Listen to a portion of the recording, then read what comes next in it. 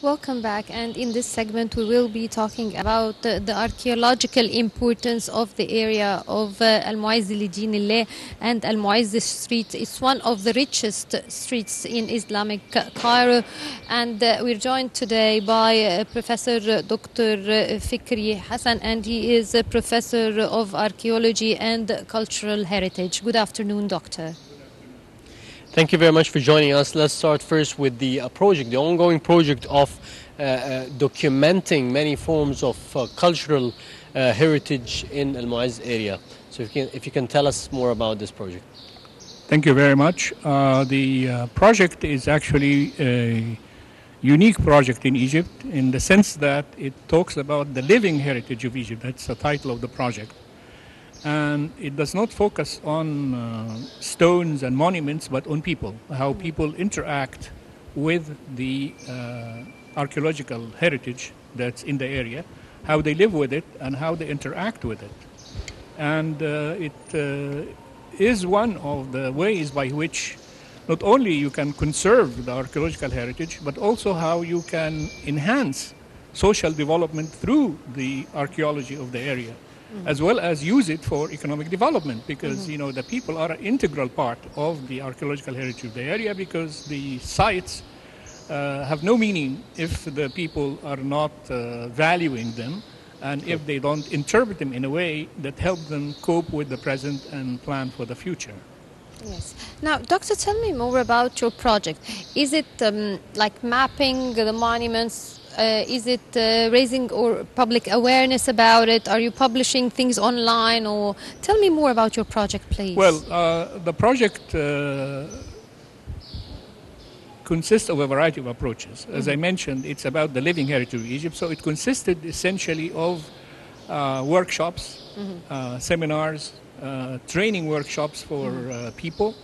And it takes a very interesting approach, which is that of bringing heritage through literature and art. So, for example, we had a workshop on the relationship between writers like Naguib Mahfouz and Gamal al-Ghitani and the area, so that people get to know their heritage through creative processes. The other one was on the relationship between contemporary art, paintings, and heritage. And so we organized a workshop with prominent painters from the different schools in Egypt, as well as independent painters who are interested in the relationship between contemporary art and heritage. And we had an exhibition of their work, as well as a training workshop for the people from the Mu'izz area, so that they can begin to be creative in that sense. We also documented the oral history, which is a very interesting approach, is that you get the memory of the people themselves, so that the past is not distant. How did the people who live in the area interpret and live with the heritage? So we record them also for future generations. And we also had a documentation of the different crafts and a workshop to enhance the design, so that the local craftspeople can benefit from new designs, and that would help them in their livelihood. In addition to that, we also had an exhibition on the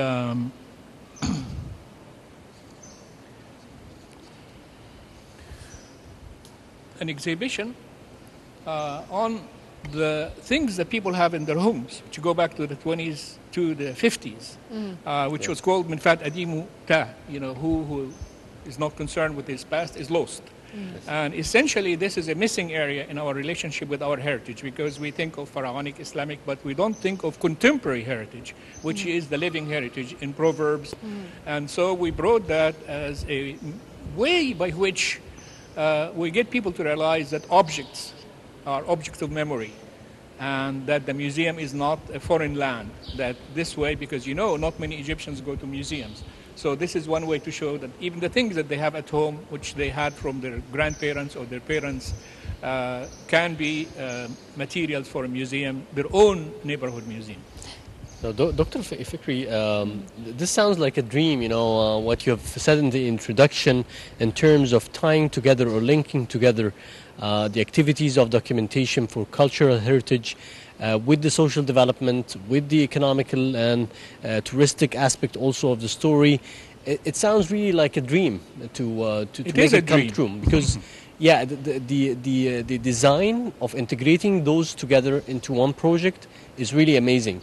Uh, but coming into the implementation, how do you think this could go forward to have the people, like I mentioned, starting from the people who are residents of this area, because it's usually about the residents in the first place and how they are protecting their area, how they are valuing their culture and their heritage, and bringing it to life.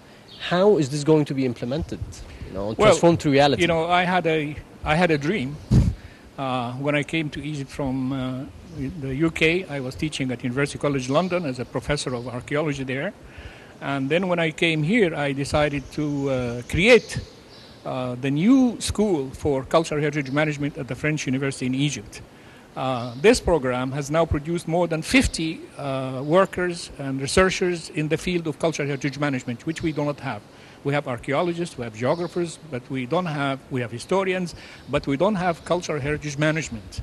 And our logo actually is heritage for a better future, you know. And this way you get away from its archaeology or history, but actually it is living heritage for the benefit of the residents and for the benefit of all the Egyptians. Because usually we think we do Al-Mu'izz for tourists, but what about the people? You know, we talk about the problem of being tied or belong to the country. How do you do that if you do not provide the local people with the knowledge and understanding and benefit from the monuments that they have? So this was the impetus for this project, in which many of the graduates from the French University in Egypt are working on. And in fact, we consider this as a first phase in the project. The second phase is actually to create a plan for investing in the area. And the outcome of this is a Can you give it to policy me? brief. I will use it. It's a policy brief for decision makers so that they can benefit from our results.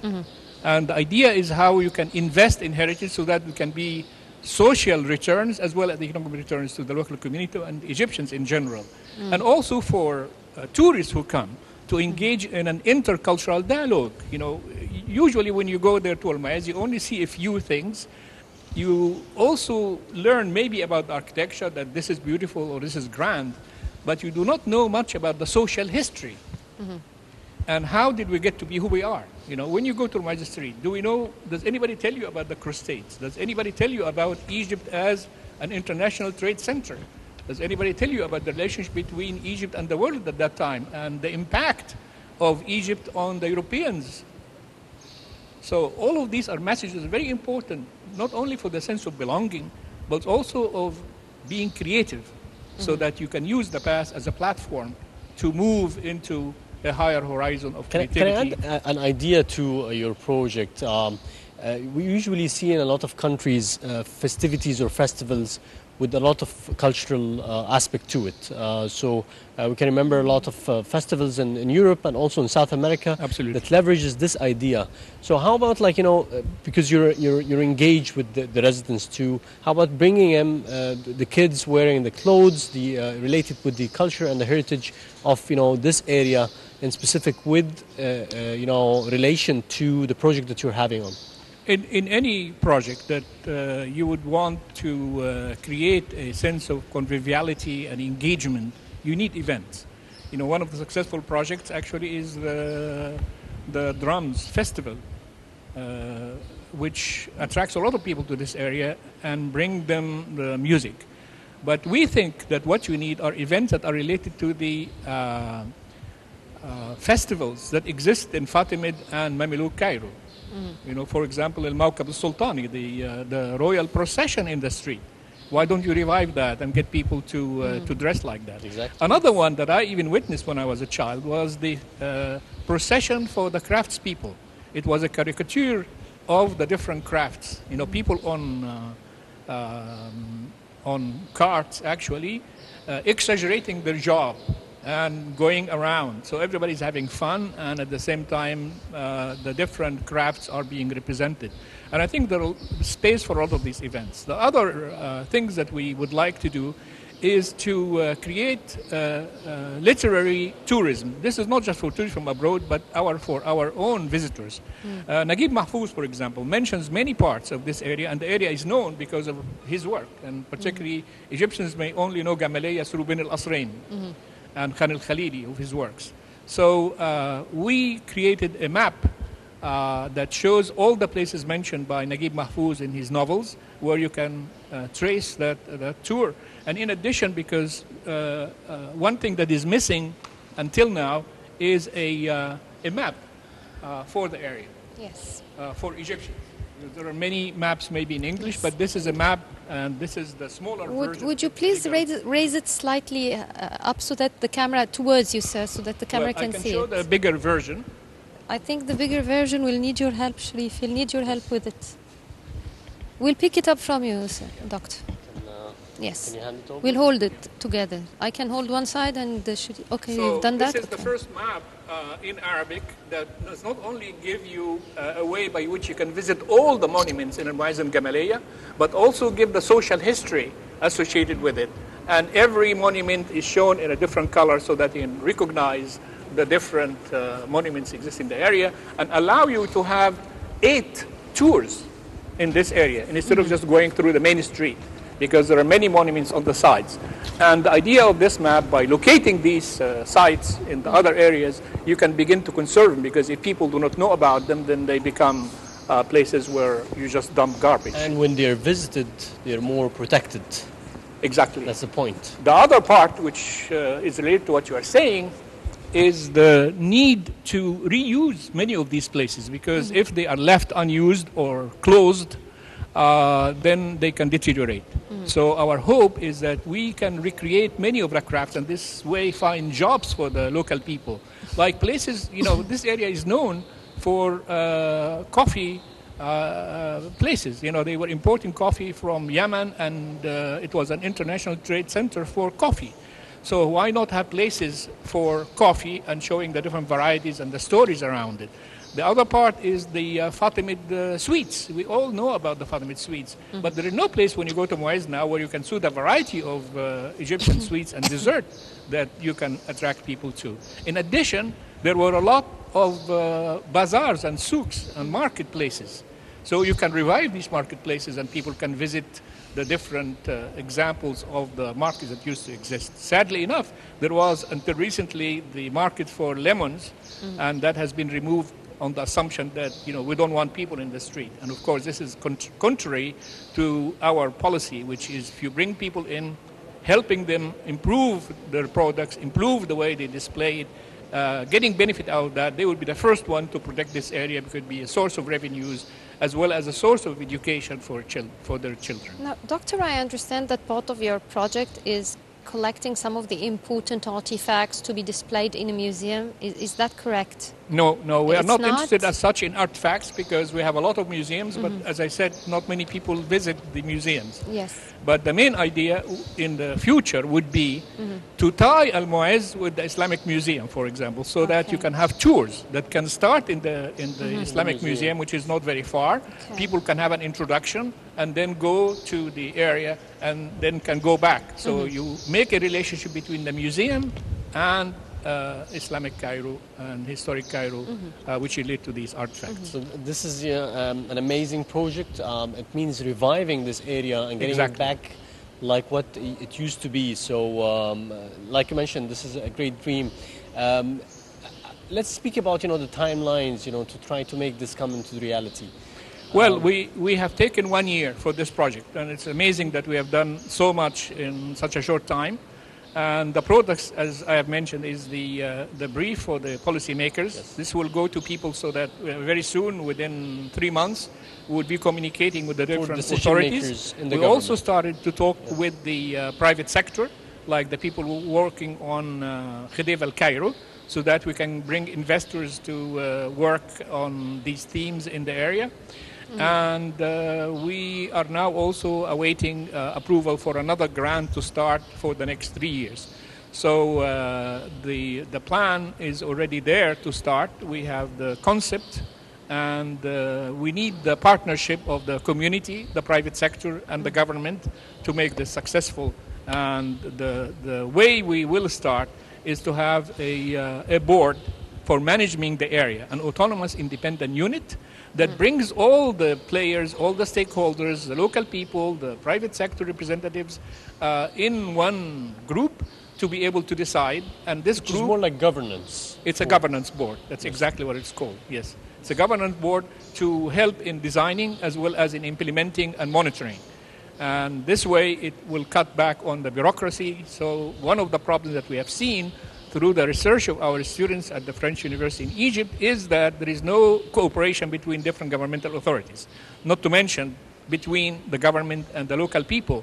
And usually people mistrust the government, and the policy that we have is that we want to remove the people, and that does not give a very good impression for the people. So after the revolution in 2011, many of the things that were established, like the lighting system and the system for preventing the cars from going on, were destroyed. But if you had the people on your side, they would have been the first ones to protect it. Now, Doctor, I'd like to know, is there any part of your research concerned with Ramadan and the cultural heritage of that street during the holy months of Ramadan? Of course, it's one of the most important streets for this purpose, not only in Ramadan, but all year long, because this is the heart of Cairo and maybe the heart of Egypt. It's an incredible street because it's the oldest street in the world that's still alive. That's one thing. And it has the largest number of monuments, around 1 kilometer or 2 kilometers long. So in 1 kilometer you go through 1,000 years of history.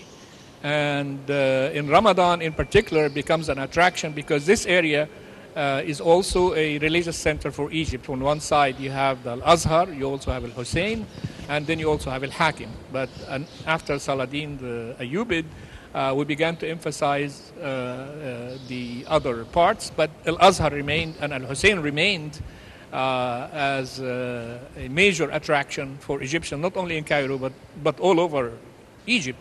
And for this reason, it became an area where a lot of creativity takes place. Not only are the religious visits, but the singing and the acting and the music and the performances.